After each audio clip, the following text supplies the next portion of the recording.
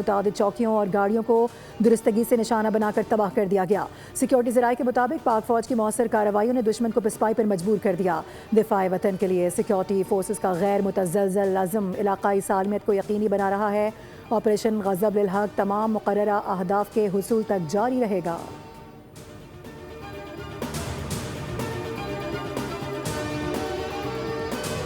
وزیراعظم شہباز شریف کی زیر صدارت وفاقی کابینہ کا اجلاس، ملکی مجموعی امن و امان اور معاشی صورتحال کا جائزہ لیا گیا۔ وفاقی کابینہ نے اقتصادی رابطہ کمیٹی کے حالیہ اجلاس کے فیصلوں کی توثیق کر دی۔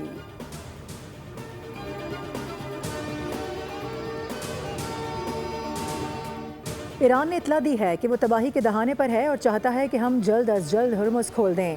امریکی صدر ٹرمپ نے دعویٰ کیا ہے کہ برطانوی شاہ چارلس متفق ہیں کہ ایران جوہری ہتھیار نہیں رکھ سکتا۔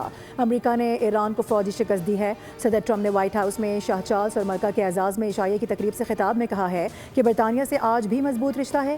برطانیہ سے تاریخی رشتہ اجاگر کرنا فطری ہے۔ ایران نے ایک ایسا منصوبہ پیش کیا تھا جس میں آبنائے ہرمز کو دوبارہ کھولنے کی تجویز شامل تھی، جبکہ اس کے جوہری پروگرام پر بات چیت کو بعد کے مرحلے تک مؤخر کرنے کی بات کی گئی تھی۔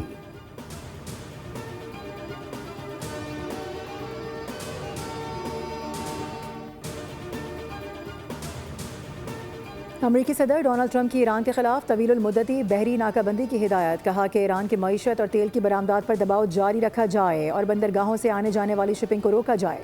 ترجمان امریکی سینٹ کام کے مطابق ناکہ بندی سے ایران کی سمندری تجارت متاثر ہوئی ہے اور چابہار بندرگاہ پر جہازوں کی تعداد بڑھ گئی ہے۔ چابہار میں اس وقت 20 سے زائد تجارتی جہاز پھنس کر رہ گئے ہیں۔ امریکی حکام کے مطابق ان اقدامات کا مقصد ایرانی معاشی سرگرمیوں کو محدود کرنا ہے۔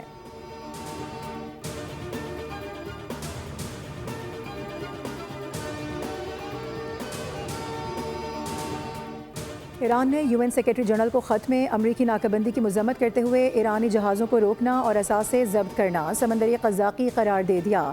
ایرانی مندوب نے مطالبہ کیا کہ اقوام متحدہ امریکہ سے تحویل میں لیے گئے جہاز چھوڑنے کا حکم دے۔ امریکی اقدام کی علاقائی اور عالمی سیکیورٹی پر سنگین اثرات مرتب ہو سکتے ہیں۔ واشنگٹن کو ان اقدامات کے نتائج کی مکمل ذمہ داری اٹھانا ہوگی۔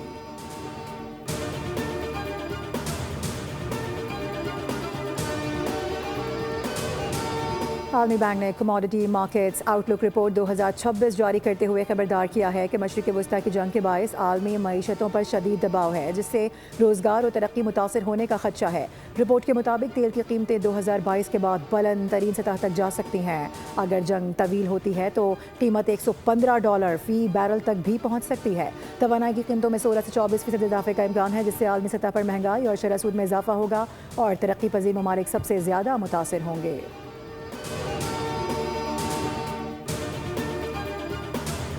اور وزیر اعلیٰ سندھ سید مراد علی شاہ سے چیئرمین کے الیکٹرک شہریار چشتی کی ملاقات۔ CEO کے الیکٹرک سید طاہا، پرنسپل سیکرٹری توانائی اور دیگر شریک۔ وزیر اعلیٰ سندھ کی بجلی صارفین کے لیے ٹارگیٹڈ سبسڈی پروگرام پر اسٹڈی کرنے کی ہدایت۔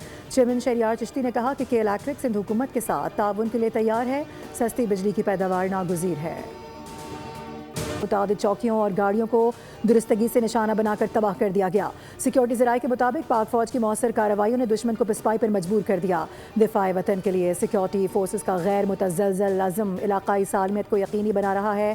آپریشن غضب للحق تمام مقررہ اہداف کے حصول تک جاری رہے گا۔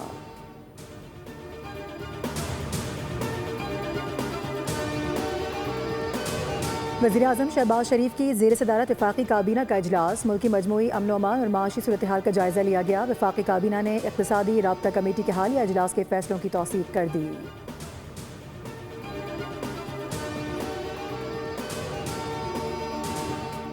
ایران نے اطلاع دی ہے کہ وہ تباہی کے دہانے پر ہے اور چاہتا ہے کہ ہم جلد از جلد ہرمز کھول دیں۔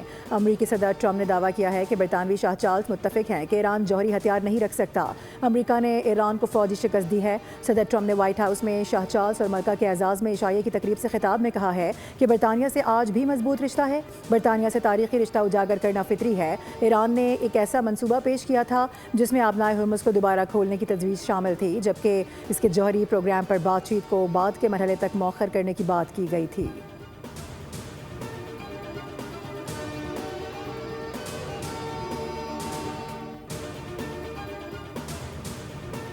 امریکی صدر ڈونلڈ ٹرمپ کی ایران کے خلاف طویل المدتی بحری ناکہ بندی کی ہدایت. کہا کہ ایران کی معیشت اور تیل کی برآمدات پر دباؤ جاری رکھا جائے اور بندرگاہوں سے آنے جانے والی شپنگ کو روکا جائے. ترجمان امریکی سینٹ کام کے مطابق ناکہ بندی سے ایران کی سمندری تجارت متاثر ہوئی ہے اور چابہار بندرگاہ پر جہازوں کی تعداد بڑھ گئی ہے. چابہار میں اس وقت 20 سے زائد تجارتی جہاز پھنس کر رہ گئے ہیں. امریکی حکام کے مطابق ان اقدامات کا مقصد ایرانی معاشی سرگرمیوں کو محدود کرنا ہے.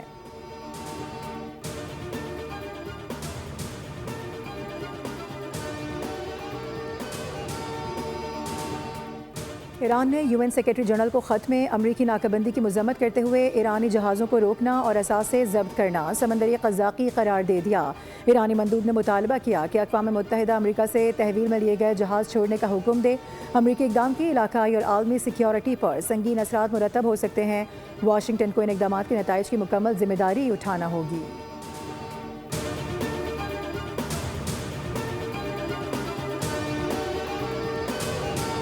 عالمی بینک نے کموڈٹی مارکیٹس آؤٹ لک رپورٹ 2026 جاری کرتے ہوئے خبردار کیا ہے کہ مشرق وسطیٰ کی جنگ کے باعث عالمی معیشتوں پر شدید دباؤ ہے جس سے روزگار اور ترقی متاثر ہونے کا خدشہ ہے. رپورٹ کے مطابق تیل کی قیمتیں 2022 کے بعد بلند ترین سطح تک جا سکتی ہیں. اگر جنگ طویل ہوتی ہے تو قیمت $115 فی بیرل تک بھی پہنچ سکتی ہے. توانائی کی قیمتوں میں 16 سے 24% اضافے کا امکان ہے جس سے عالمی سطح پر مہنگائی اور شرح سود میں اضافہ ہوگا اور ترقی پذیر ممالک سب سے زیادہ متاثر ہوں گے.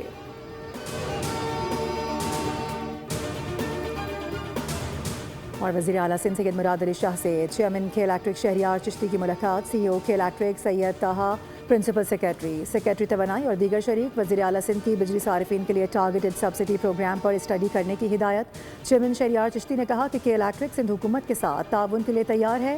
سستی بجلی کی پیداوار ناگزیر ہے.